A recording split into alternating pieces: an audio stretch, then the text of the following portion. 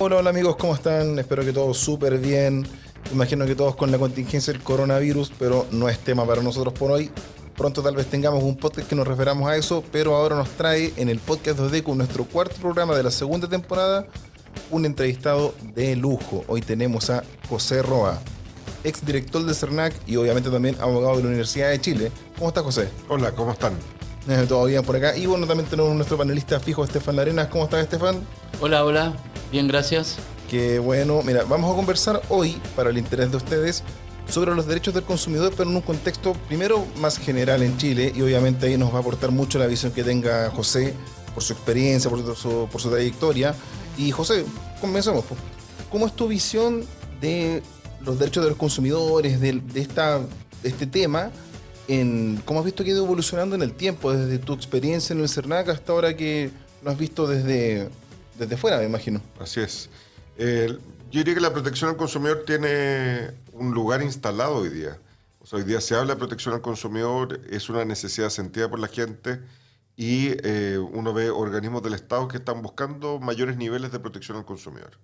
Pero por otra parte uno ve que hay ajustes necesarios, eh, particularmente en materia de acceso a la justicia para los consumidores, la mayoría de los sanchos. ¿Ah? Porque cuando el costo de reclamar es mayor al beneficio del reclamo, la gente no reclama, salvo los Quijotes, pero la mayoría que somos sanchos no reclamamos. Y ahí hay una deuda pendiente, en parte porque el Tribunal Constitucional dejó sin efecto una solución propuesta y aprobada por el Congreso con una gran votación, y en parte también porque todas las áreas de coordinación en materia de protección al consumidor del CERNAC con otros organismos, por ejemplo, en materia eléctrica con la Superintendencia de Electricidad, en materia de servicios sanitarios, agua con la Superintendencia de Servicios Sanitarios, en materia de banco, instituciones financieras y seguros con la Comisión de Mercado Financiero, en materia de alimentos y medicamentos con la Autoridad Sanitaria. Son temas que requieren una, una cierta un cierto nuevo arreglo respecto al funcionamiento del Estado. Y un tercer asunto que me parece que es probablemente de las cosas que hay que ir avanzando son la regulación de la litigación privada. ¿En qué sentido? Eh, el CERNAC efectivamente tiene una actividad de protección a los consumidores también en tribunales, pero como todo en la vida requiere pesos y contrapesos, y en eso la litigación privada que ejercen las organizaciones de consumidores principalmente requiere una cierta regulación, apoyo, incentivo para el buen funcionamiento del sistema. Entonces diríamos, tres deudas pendientes a mi juicio. Primero, acceso a la justicia para aquellas compras de bajo monto, para que los sanchos tengan justicia, no solamente los Quijotes. Segundo, la litigación privada para establecer buenos balances y contrapesos en el buen funcionamiento del sistema de protección al consumidor. Y tercero, la coordinación de la Agencia de Protección al Consumidor con agencias sectoriales que regulan mercados específicos. ¿Cómo has visto tú la evolución también desde cuando tú estuviste liderando el CERNAC? Y a lo mejor en la posición que nos pone respecto a nuestros pares, a lo mejor en Sudamérica o la OSD también, ¿qué nivel estaríamos a tu juicio? O sea, Chile tiene un buen nivel de protección al consumidor, especialmente porque el CERNAC tiene mucha influencia y mucha actividad. Eh, pero después cuando uno empieza a analizar más fino, uno ve que países como Perú, como Brasil, como México, tienen avances que son bien interesantes. Algunos en materia de regulación, por ejemplo, en Brasil hay un código de protección al consumidor, o sea, es una regulación más exhaustiva. Por ejemplo, hay un título completo que regula los delitos de cuello y corbata cometidos contra los consumidores. O uno ve la experiencia en Perú, donde ven protección al consumidor y libre competencia, además de los temas de propiedad intelectual, y por lo tanto hay una sinergia en el tratamiento conjunto de estos temas, como existe también en otros países, y uno ve un país como México, donde el homólogo del CERNAC, que es la Profeco, tiene garras, dientes, muelas, eh, y por lo tanto la actividad es mucho más intensa respecto de la protección de los derechos de los consumidores. Entonces, claro, tenemos cosas muy interesantes como por ejemplo la protección de los intereses colectivos, las antes mediaciones colectivas, hoy procedimientos voluntarios colectivos, que son cosas que desde afuera se miran con mucho interés, pero también hay otros países que han ido avanzando en cosas interesantes. Ahora, Chile tiene un cierto estándar que le permite, por ejemplo, participar en el comité específico en la OCDE. Pero claro, uno diría, es como en materia futbolística, como lo que dicen que le pasa a la Católica, que no saben si es el más chico de los grandes o el más grande de los chicos. Chile está en una posición similar, eh, pero está en condiciones de poder seguir avanzando en la medida que no se duerman los laureles.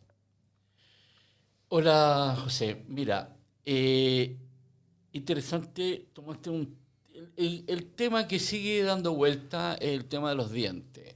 Porque, por ejemplo, el día de hoy el gobierno lanza, o más bien dicho, relanza la agenda pro consumidor, donde hay varios temas que podemos conversar después, que sea descontratación, los problemas con los pasajes aéreos, pero básicamente el Estado, o sea, a través de su representación de protección, CERNAC, queda exactamente como lo conocemos ahora, es decir, tal como tú dijiste, hay un sector de la población que tiene temas de menor cuantía, que sea microondas, no sé, alguna cosa que queda desprotegida. Entonces, a nosotros nos tocó participar en todo el proceso de reforma, nos tocó dar nuestra opinión. Y si bien es cierto, nosotros obviamente que estamos por fortalecimiento de la sociedad civil a través de sus organizaciones de consumidores en este caso, pero también nos interesa un Estado que pueda morder. Es decir, no puede quedar ese sector de la población desprotegida. El punto es que hubo una controversia larga, a pesar de que después de 4 años de tramitación, como todos saben, aprobó el Parlamento, aprobó el Senado, todo, y el Tribunal Constitucional lo consideró inconstitucional a partir de una presentación de la Cámara de Comercio. ¿Qué es lo que pasó, según tú? En términos no políticos, porque ya es como evidente, ¿me entiendes? Ahí había un sector de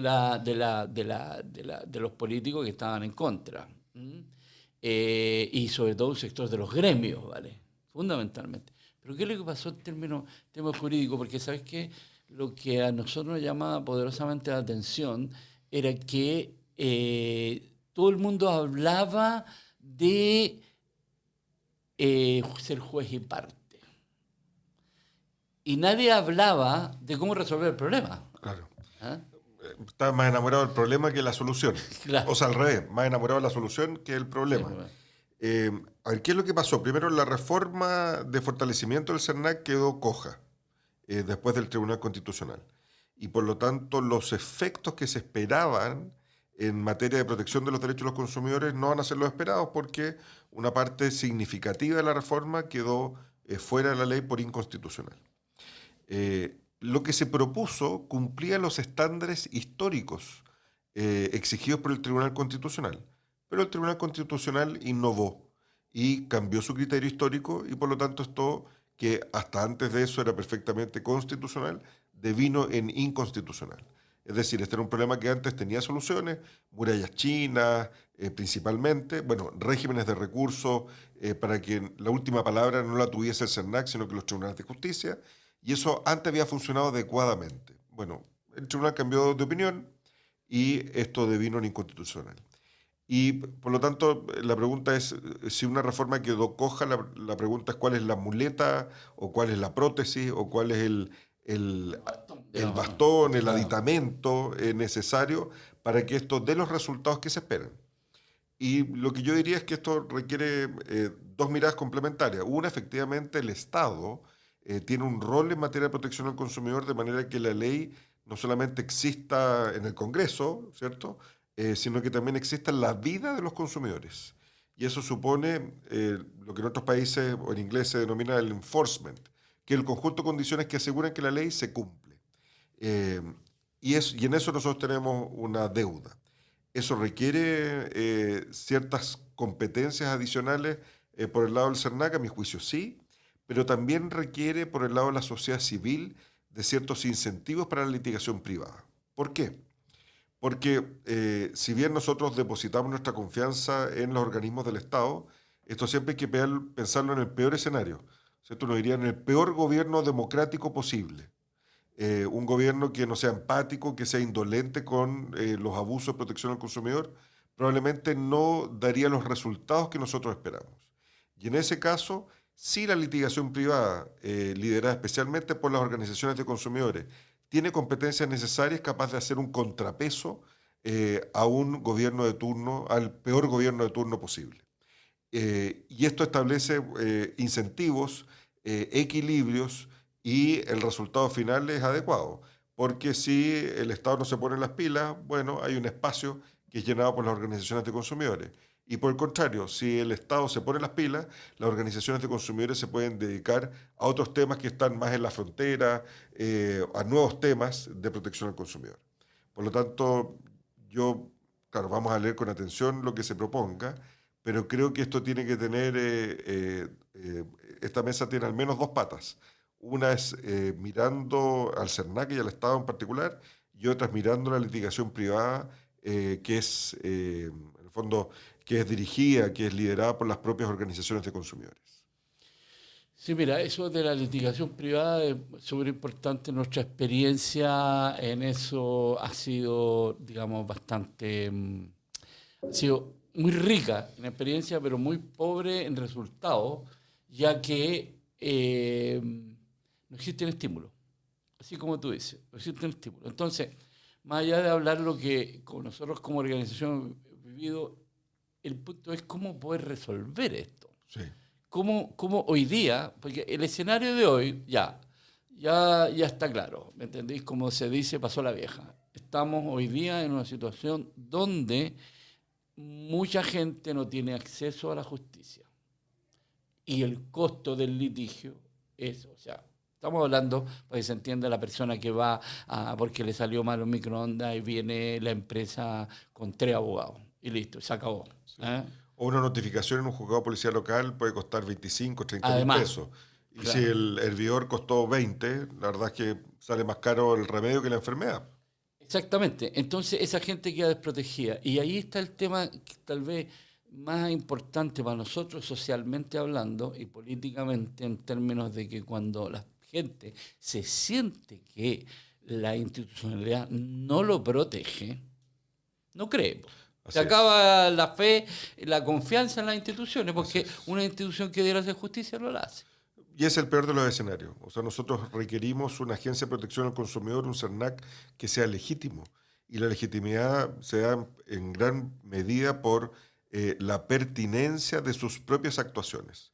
O sea, por un CERNAC que está presente en aquellos lugares donde al consumidor le aprieta el zapato. Entonces, claro, si uno analiza los reclamos del CERNAC históricamente, uno ve que uno de cada cuatro son en materia de telecomunicaciones, uno de cada cuatro son en materia de retail, uno de cada cuatro son en materia de servicios financieros.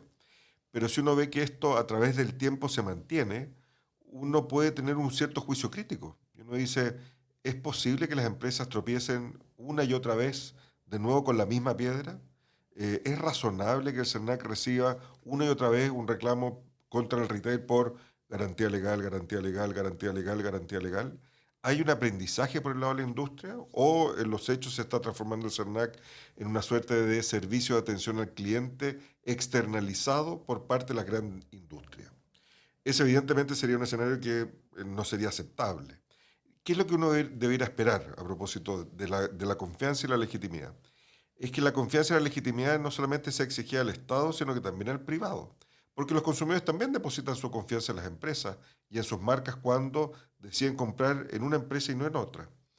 ¿Y qué es lo que vemos? Que los consumidores desconfían de la publicidad. La letra chica es algo que no existía antes el año 1997. Y hoy día se habla de la letra chica en la política, la letra chica en los anuncios, la letra chica en la publicidad. O sea, en los contratos, la letra chica ha sido una forma de expresión de esta desconfianza que está en la sociedad, pero también en los mercados. Y la pregunta es, ¿qué hace la industria frente a la letra chica? Entonces, ¿qué podría esperar uno? Por ejemplo, que la gran industria, ¿cierto? Las empresas de consumo masivo, tengan también auditorías de sus contratos, de sus cuentas, de sus cobranzas, de sus reclamos y su tratamiento, de manera que la carga no se la lleve solamente el Estado, sino que también el privado tenga un esfuerzo por aprender de sus errores, por no volver a tropezar de nuevo con la misma piedra. Si uno ve ya estos 30 años de protección al consumidor, claro, en materia de la ley son 23, ¿cierto? Eh, lo que uno ve es que ese movimiento que uno pudo haber esperado, que existe en otros países existen los Better Business Bureau, que son organizaciones gremiales de protección al consumidor. Bueno, eso en Chile no existe, en Estados Unidos existe. En Inglaterra, Public Citizen. Eso es En Inglaterra, claro. exacto. Entonces, si uno ve que esos movimientos que existen en otros países no existen en Chile, bueno, dice, a falta de autorregulación es el momento de la regulación. Entonces, uno esperaría que el Estado diga, empresas de consumo masivo deberán tener auditoría de sus contratos, de sus cuentas, de sus cobros. ¿Para qué? Para recuperar la confianza, para que los consumidores puedan recibir una cuenta y confiar de que la cuenta está bien hecha, que puedan recibir un contrato y que puedan confiar de que el contrato no es abusivo, que puedan mirar una publicidad sin tener que pensar en la letra chica. O sea, más allá también es interesante lo que tú dices, las auditorías que deben hacer la propia gran empresa, pero ¿cómo resolvemos hoy día el tema del acceso a la justicia? ¿Cómo crees tú? ¿Es posible en Chile hacer como los argentinos, como los españoles, con los tribunales arbitrales que para que lo sepan todos, tiene una cuantía, tiene un techo, o sea, uno no puede ir por una cosa, tiene un techo, un UF que puede ser por, no sé, 1.000.000 de pesos. Sí. Pero, ¿podría ser factible eso aquí o no? Sí, si uno mira literatura comparada, a propósito de lo que yo mencionaba, este concepto, el enforcement, conjunto de condiciones que aseguran que la ley se respeta en la vida cotidiana de las personas, que si hay un error, se pide disculpa y se repara el error. Hay una pirámide del enforcement, donde hay desde lo más grave, ¿cierto?, que serían los delitos de cuello y corbata cometidos contra los consumidores por lobos con piel de oveja, ¿cierto?, por delincuentes disfrazados de empresarios, que en Chile no existe, dicho sea paso. No hay una figura grabada por estafas masivas cometidas contra los consumidores, hasta figuras intermedias como las que mencionas tú, los sistemas de arbitraje o sistemas de resolución alternativas de conflicto. Mi opinión es que si no vamos a tener, comillas, un CERNAC con dientes, en los términos que se pensó en el gobierno anterior y que fue declarado inconstitucional, lo que nosotros deberíamos pensar es un set de soluciones. Por ejemplo, ¿debiera establecerse delitos de cuello y corbata? Sí. ¿Contra consumidores? ¿Deberían establecerse sistemas de auditoría respecto de aquellos aspectos críticos del gran comercio, que es el que concentra la mayor parte de los reclamos de los consumidores? Sí.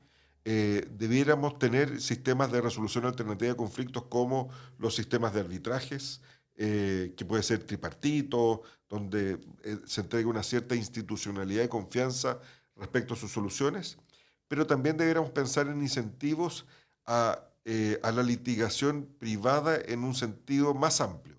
Me explico. Hoy día, si algún incentivo existe para la litigación privada, es en los juicios colectivos. Porque en los juicios colectivos el tribunal o en un acuerdo, el acuerdo de las partes puede implicar la condena o el pago de las costas que la asociación de consumidores incurrió al momento o durante todo el transcurso del juicio. Pero tenemos otros sistemas de solución, como por ejemplo los procedimientos voluntarios colectivos, que permiten resolver de manera agregada los problemas en el marco de una gestión con el CERNAC. Y para eso no existe ningún tipo de incentivo. Entonces uno podría decir, bueno, ¿y por qué no establecer también, comillas, premios y castigos? Premios para los que litigan con razón y castigo para las empresas abusivas que tropiezan una y otra vez con la misma piedra y no son capaces de resolver sus problemas cuando ya son conocidos tanto por ellos como por la autoridad. Y eso permitiría que esta litigación privada no solamente se centre, diríamos, en la cúspide de la pirámide, ¿cierto?, en las demandas ante tribunales de justicia, sino que también en la solución agregada o individual de casos ocupando otro tipo de mecanismos. Uno debiera pensar de que este rol de la litigación privada ocupase las distintas herramientas existentes, existiendo adecuados incentivos también para que las propias organizaciones puedan hacerlo. De lo contrario, no pueden haber ciertos incentivos que son perversos, o sea, cosas que se pueden resolver por un camino corto, pero termina utilizando el camino más largo porque solo hay incentivos en ese camino largo. Muy, muy importante, los dos caminos estos y sobre todo los incentivos, porque el escenario, por lo menos para una organización que tiene hoy día un servicio de atención al público, el escenario es bastante triste cuando las personas buscan ayuda por algo menor, que pucha, el teléfono, ¿vale? Que no funciona, se lo compró y no te lo quieren devolver. Porque aquí hay un punto, dicho sea de paso. Si uno mira otros países de la OCDE, esto no es tema. Que si sale algo malo te lo devuelven, punto, se acabó. Incluso hoy día con el comercio electrónico internacional. Si tú tienes un tema con Amazon, te devuelve, ¿me entiendes? Entonces aquí hay una controversia constante, cosas que son tan básicas. Sí. Y lo que tú dijiste, es cierto, parece ser de que Chile está bastante bien en lo que es acciones colectivas, la protección de los intereses colectivos y difusos. Nosotros lo hemos visto comparativamente cuando se sumaron los mexicanos y los argentinos y los peruanos al tema este de Apple, y ahí hemos tenido varias conversaciones, Brasil incluso, a propósito de cómo funciona el orden jurídico, y parece ser de que aquí está bastante, por lo menos teóricamente, incluso la reforma que cambió los temas de la prueba, cuestión que era para nosotros un peso enorme, nosotros tener que probar. Es decir, hoy día la cosa está mucho más fácil en ese sentido, a pesar de que el procedimiento sigue siendo un procedimiento que se cuida de la perversidad, llamémoslo así, de los que buscan enriquecerse rápidamente. Entonces, hay el escenario es que hoy día no tenemos acceso a la justicia en los casos de menor cuantía. Eso está claro. ¿Alguien me puede decir, de repente un juez de policía local que está escuchando, dice, no, si aquí resolvemos? Claro, pero nosotros es uno, ¿no es cierto? Y los muchos casos, tal como tú dijiste al comienzo, que más cuesta muy caro. Sí. Ir a reclamar es caro. Yo creo que en ese sentido lo que se requieren son otros caminos adicionales que los caminos que los consumidores puedan recorrer para resolver sus problemas, y que esto tenga no solamente una actuación del Estado, sino que también incentivos para los privados para poder transitar estos caminos. Porque lo peor que nos puede pasar es que teniendo un camino corto elijamos el camino largo, porque el camino largo tiene alguna recompensa también para los que activan el sistema. Entonces, necesitamos justicia no solamente para los Quijotes, también para los Sanchos. Y en eso también hay un rol de la regulación, pero en un sentido distinto. Chile efectivamente tiene mucho desarrollo respecto de las facultades del CERNAC y de los procedimientos, pero la ley que establece los derechos de los consumidores es probablemente la que menos desarrollo ha tenido. Por ejemplo, el año 97 se aprobó la ley y se estableció el derecho a la garantía legal de 3 meses.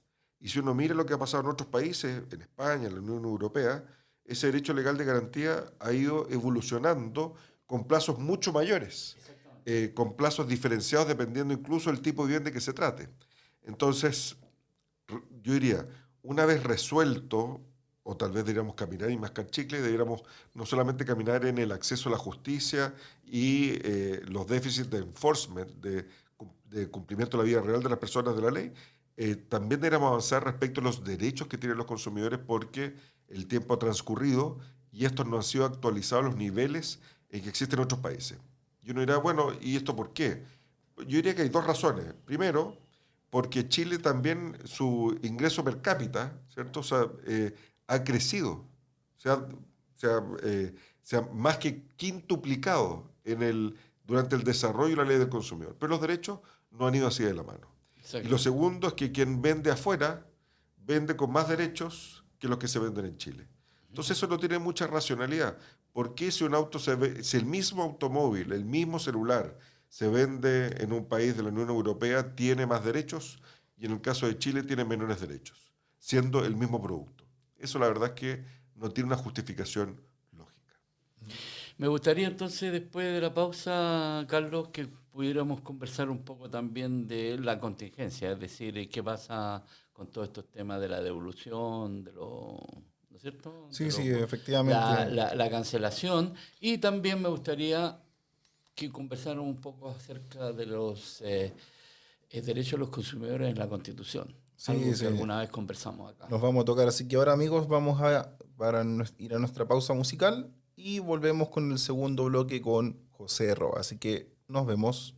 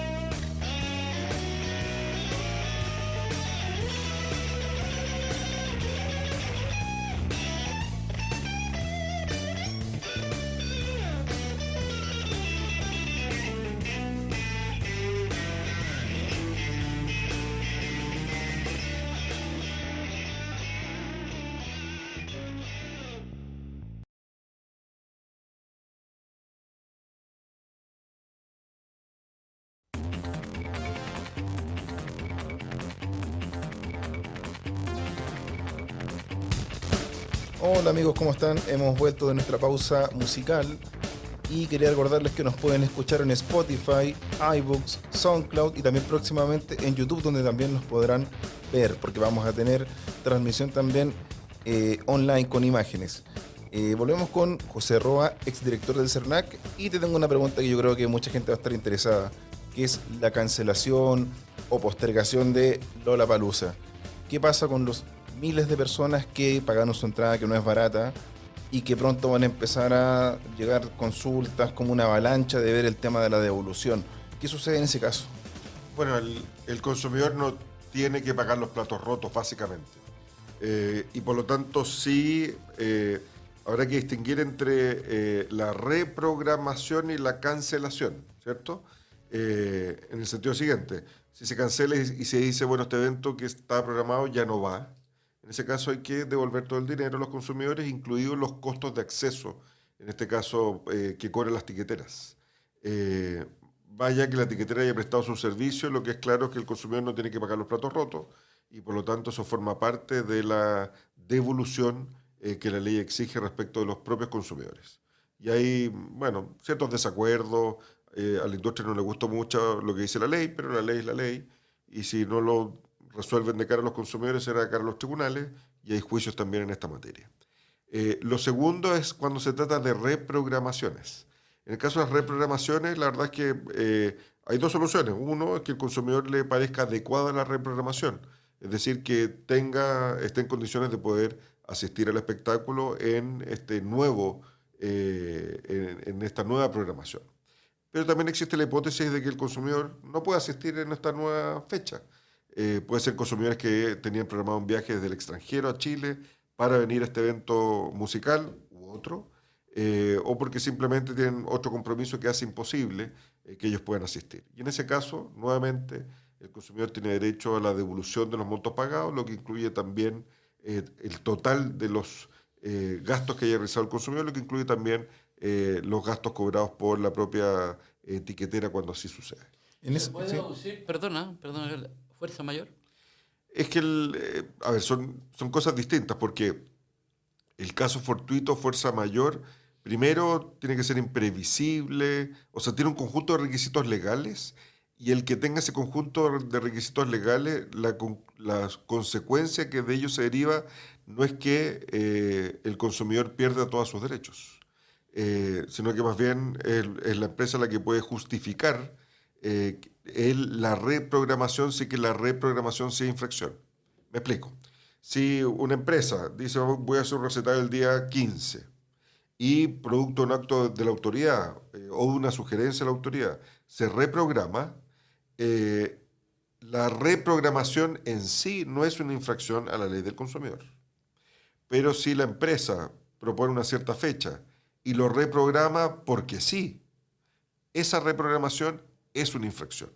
Entonces, ¿Cuál es la diferencia? Porque sí, en este caso. porque si la reprogramación tiene una causa, ¿cierto? Justificada, no hay un consumidor que pueda presentar una denuncia para que lo multen por la infracción. En este caso, por ejemplo, que la pandemia. Claro, en este caso uno no se justificaría esa solicitud de sanción a la empresa por la reprogramación, pero eso no implica que el consumidor es el que tenga que pagar los platos rotos. O sea, cosas que hemos visto, por ejemplo, en materia de eventos masivos. Bueno, por lo pronto empresas que ofrecen un espectáculo sin haber conversado con el artista y el artista no puede venir. O ofrecen el espectáculo con el artista un determinado día en un determinado lugar, pero el recinto dice conmigo nunca han conversado, no hay contrato, no hay nada. Y de hecho tienen que cambiar el lugar. Bueno, en esos casos esos cambios son infracción a la ley, Claro. porque es una actitud negligente por parte de la empresa. Algo que ha pasado bastante. Algo que ha pasado mucho. En este caso, claro, habrá que mirarlo con bastante atención, pero en general parece razonable y sensato, porque al día de hoy, cuando estamos grabando esto, no se han establecido medidas obligatorias, sino que más bien hemos pedido a las personas que están organizando eventos masivos que superan más de 5.000 personas, que consideren reprogramar estos eventos, ¿cierto? O el fútbol que, previa conversación con la autoridad, define el propio fútbol, jugar los partidos sin público. No ha sido un acto de autoridad que dice prohíbanse los eventos masivos de más de 3.000 personas, por ejemplo. Sí. Ahora, y esto es relevante por una segunda razón, no solamente por esta pandemia, sino que también por lo que ha sucedido, lo que sucedió el año pasado y lo que puede suceder este año a propósito del 18 de octubre, y ahí es donde ahí es donde ya no es clara la justificación necesariamente de la reprogramación de espectáculos, servicios educacionales u otro tipo de servicios ofrecidos a los consumidores en que la empresa justificadamente o no decide no prestar el servicio o prestarlo en condiciones distintas. Claro, porque fíjate que es interesante. Aquí llegaron algunos reclamos y hubo algunas cuñas en los medios a propósito de los gimnasios. Gimnasio funciona lunes, miércoles y viernes, pero yo tengo un abono todo el año. Y resulta que, a propósito del estallido, esa semana, lunes, miércoles y viernes funcionó. Algunas empresas programaron, dijeron ya, esos 3 días nosotros se los vamos a imputar al mes siguiente. Y otras empresas siempre dijeron, no, pues, fuerza mayor, se acabó, por lo tanto te quedaste con 3 días menos. Es una infracción, ¿no es cierto? Sí, a mi juicio sí. O pensemos incluso los sistemas de arriendos de bicicletas, Claro.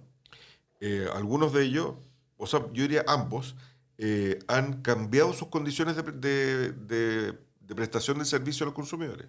Algunos han eliminado paraderos y otros han restringido el área de cobertura. Y eso no ha tenido ni una información previa, ni un correlato de reparación a los consumidores. Entonces la pregunta va a ser, si, por lo pronto la falta de información es una infracción en sí misma, pero lo segundo es si la decisión que se tomó es razonable o no, y si la solución ofrecida es razonable o no es razonable. O sea, pongamos un ejemplo extremo. Uno dice, el teatro de la Universidad de Chile suspende un concierto que tenía programado para un día viernes. Bueno, eso puede ser más razonable por su ubicación y por el día, ¿cierto? Pero un teatro en la comuna de Vitacura que suspenda sus espectáculos no parece tan claro de que sea razonable. Y por lo tanto hay que verlo caso a caso. Distinto es en estos casos donde la regla es más bien objetiva, se dice eventos masivos que superen 5.000 personas deberán claro, ser suspendidos o reprogramados.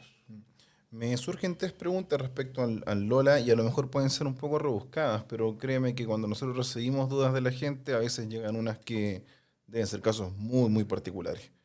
La primera es, ¿qué pasa, por ejemplo? Porque es muy común que en estos eventos masivos como el Lola, empresas compran 50, 20 entradas y después las regalan, concursos, cosas así. Eh, También ahí la empresa funciona igual como consumidor, como una persona que compra su única entrada. Esa es una. La segunda sería, ¿qué pasa cuando alguien, por ejemplo, tú decías, viene del extranjero y compró pasajes para venir tales días al Lola? Ahora no hay Lola esos días, pero no le interesa venir al país, pues, sino que él venía solamente por eso.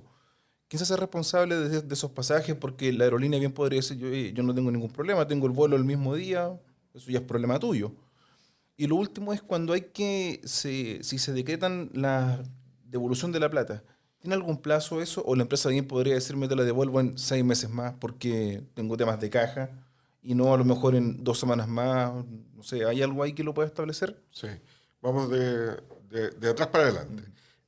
Primero, la devolución tiene que ser diligente y por lo tanto pueden haber ciertos plazos razonables, pero hay ciertos plazos que lógicamente no son razonables.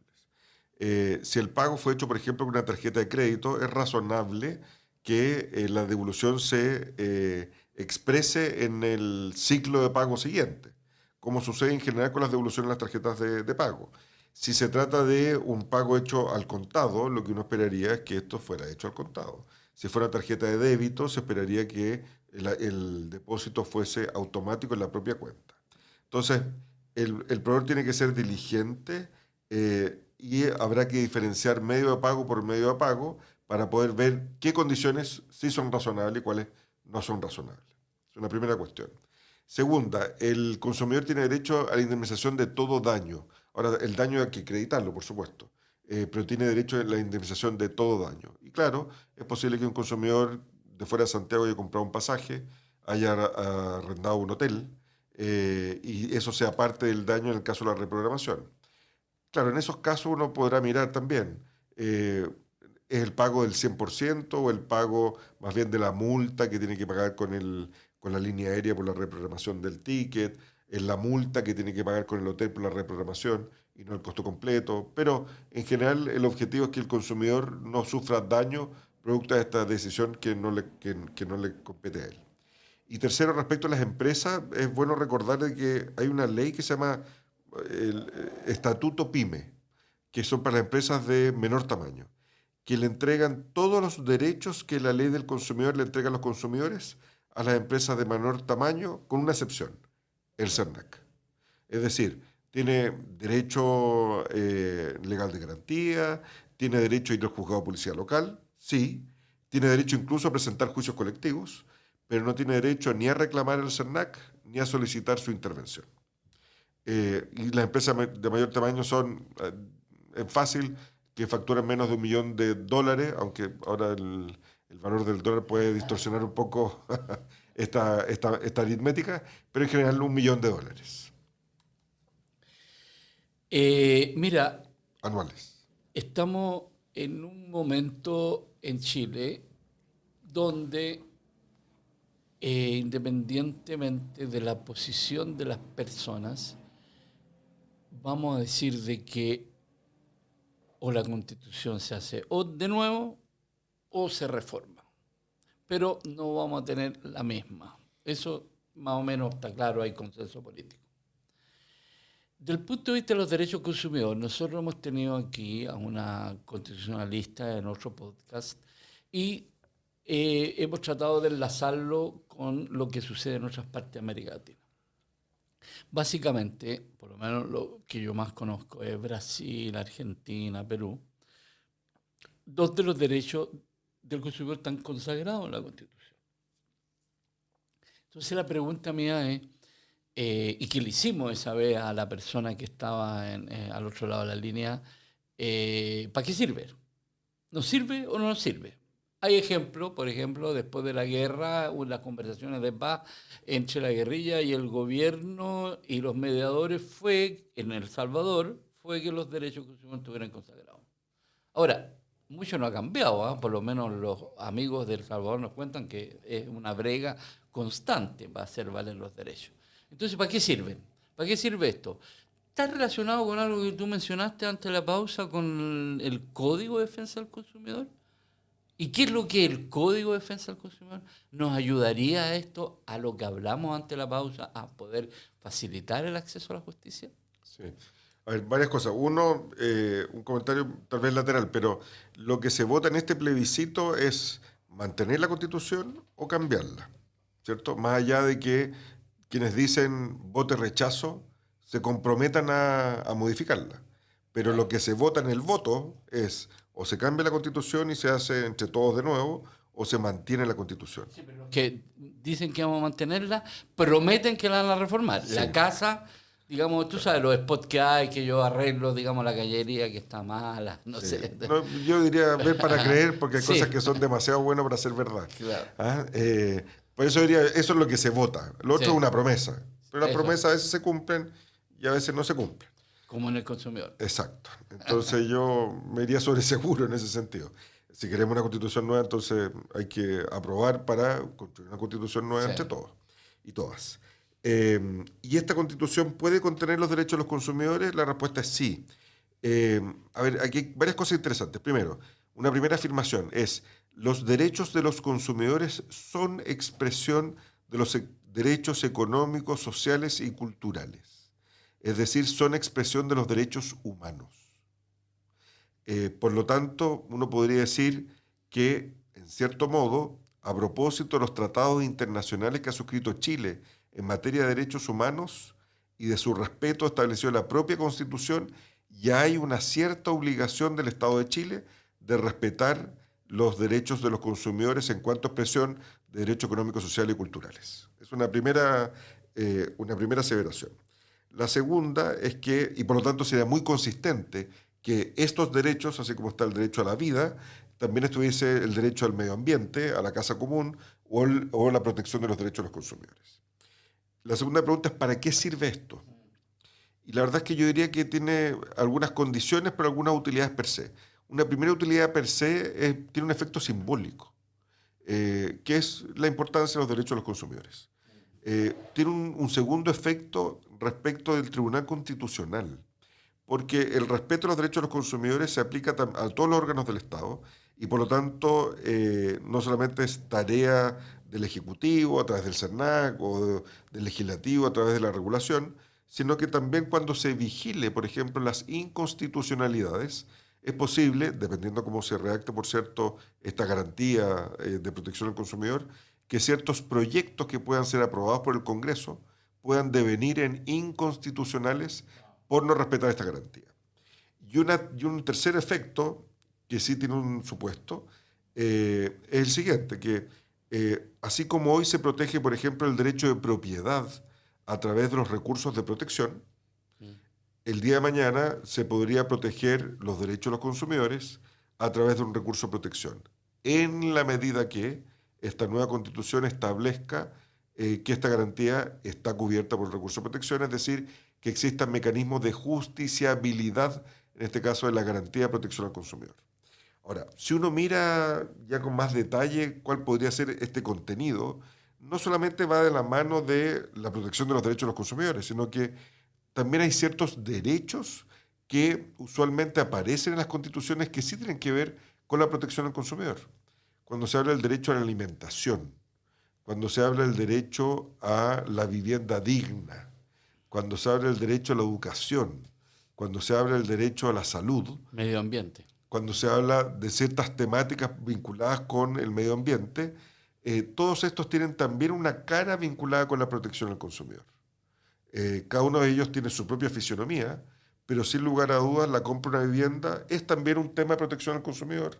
Las prestaciones de salud son también un tema de protección al consumidor, y cómo no podría serlo. O sea, no es razonable que si tú compras una caja de fósforos tuvieses más derechos que cuando tú gastas parte de tu dinero para obtener o servicios educacionales o una vivienda o servicios de salud.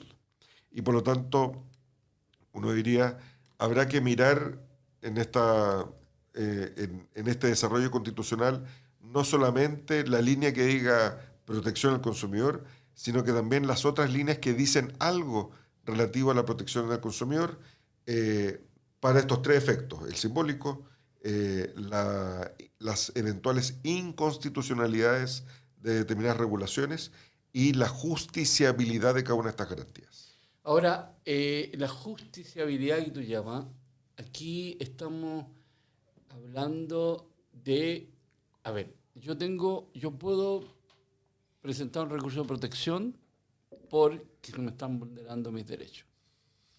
Hoy día no. Con los derechos consagrados, sí.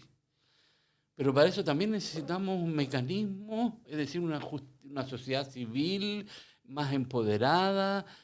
Es decir, porque si lo tenemos ahí en vacío, no hay justiciabilidad. ¿No? Hay un ejemplo interesante de lo que hemos visto en este último tiempo a propósito de litigación privada. Son los temas vinculados con los recursos de protección y las ISAPRES. Donde claro. hemos visto actores privados que han visto en esto cierta oportunidad, ciertos incentivos para facilitar el ejercicio. Y esto tiene una idea de dulce y de agraz. ¿En qué sentido? Efectivamente, ha implicado que muchos consumidores han visto su derecho protegido y que el costo de su abogado se hace cargo de la empresa. Y eso es bueno para los consumidores. Pero cuando uno mira la otra cara, donde donde hoy día la mayor cantidad de recursos de protección son por materias de ISAPRE, donde el Poder Judicial ha tenido que instalar una oficina especial para la tramitación de recursos de protección de la ISAPRE, ¿no? Y que eso significa que la fila es más larga y otros temas tienen que esperar también esa fila. Uno dice, ¿y no sería razonable también que mecanismos tales como la protección de los intereses colectivos de los consumidores pudiesen ayudar a resolver estos problemas? Entonces, de nuevo, es un mix, una mezcla entre esta gran pirámide de soluciones con incentivos, con mecanismos adecuados. Este tema se ha discutido en los tribunales, pero a mi juicio, como diría un sastre, queda mucho paño que cortar, porque no parece razonable que tenga que haber un juicio por cada consumidor afectado y no sea posible sostener un juicio para dar solución a todos los consumidores afectados por la misma situación. Más allá de los mecanismos implementados, que bueno, es una materia controvertida dentro de los abogados, las dos organizaciones de consumidores que nos consideramos más importantes, más relevantes de Chile, CONADECU y ODECU, hemos presentado sendos recursos a propósito y nos ha ido pésimo. Por lo tanto, lo que tú dices, o sea, no hay una... No, es que es absurdo tener ahí tal como dice, hay un piso entero dedicado a los recursos de protección. Entonces, no existe hoy día el instrumento de la acción colectiva para poder tratar estos temas. Y eso hace también, dicho sea de paso, problemas de acceso a la justicia. Así es. Ahora, esas sentencias hablan de los argumentos esgrimidos en cada uno de esos juicios. ¿Qué significa eso? Que con nuevos argumentos se puede abrir una nueva discusión. Sí, ¿no es cierto? Y por lo tanto, claro, ha habido efectivamente una jurisprudencia en un cierto sentido en el marco de los argumentos que se han vertido. Y claro, la tarea de los defensores de la protección de los consumidores es encontrar nuevos argumentos para abrir un camino que resulta razonable y sensato, que es que no hayan, no sé, 4 millones de juicios por cada consumidor afectado, sino que puede haber simplemente un juicio por cada una de las ISAPRES frente a las alzas que se han anunciado. Sí, bueno, no solamente las alzas, hay muchos otros grandes temas relacionados con la ISAPRE. Yo no sé si vamos terminando ya, Carlos, o cuál es la idea, Sí. Porque a mí se me quedan varios temas en el tintero y que obviamente daría para otro programa. Esperamos que tenerte de nuevo acá. Encantado. Porque mira, simplemente voy a anunciar, ¿no? Algunas cosas que han sucedido, que han surgido acá. A propósito de la letra chica y de los problemas de acceso a justicia y de los abusos, el 90%, sin exagerar, está relacionado con el costo del crédito. Las tarjetas de crédito. Uno de los grandes temas a propósito de la agenda pro consumidor es que la ley de operaciones de crédito de 1984 nunca se ha reformado radicalmente. Se le han puesto algunos se ha enchulado un poquito. Se ha hecho aquí, se le ha hecho un maquillaje. Nunca, entonces, el crédito, o sea, seguramente los que nos escuchan sabrán que cuando yo compro una tele por 300 y no la pago porque, no sé, tuve problemas, al final la tele me está costando 2 o 3 teles. Ese es un gran tema. Los otros temas también están relacionados con la competencia. O sea, ha habido una gran controversia a propósito, ¿no es cierto?, de la facultad, de la fiscalía y qué sé yo. Yo no quiero entrar en eso, simplemente decir que podemos conversar de la relación entre las competencias y derechos de los consumidores. Sí. Y el sobreendeudamiento, a propósito del crédito. Y el sobreendeudamiento, que dicho sea de paso, es uno de los grandes temas que aparece en la gente, no solamente en la gente que protesta en la calle, sino los que miran con simpatía el movimiento social, porque sienten que lo están representando, por lo menos en alguna parte de su vida cotidiana. Sí. Lo representan. Así es. O sea, bueno, sí, encantado. Probablemente para un futuro programa ya tendremos el proyecto de ley en la mano que el gobierno ha anunciado y podremos conversar de eso también. No, yo creo que tenemos que conversar eso, porque tal como es el día de hoy, se está en este minuto de la moneda presentando eso, más allá que ya se presentó, dicho sea de paso, con Valente en el año pasado. Pero bueno, está bien, si lo quiero presentar de nuevo hay que hacerlo. Y lo otro, a propósito del crédito, es ver que eso sí que interesa a mucha gente, la portabilidad del crédito. ¿Qué ayuda, qué no ayuda? ¿Entiendes? Bueno, muchas cosas, Carlos. Sí, no, claramente nos queda bastante por conversar y te invitamos, José, a venir al podcast de DECU a ver estos temas de consumidor financiero, la competencia, el sobreendeudamiento. Así que las puertas están abiertas. Ya, pues muchas gracias. Ya, y muchas gracias, amigos, también por este podcast. Recuerden escucharnos en www.decu.cl. Nos buscan en las diferentes plataformas y este es el 4º programa de nuestra 2ª temporada. Así que vamos muy firme. Así que nos vemos, que estén muy bien, cuídense y hasta luego.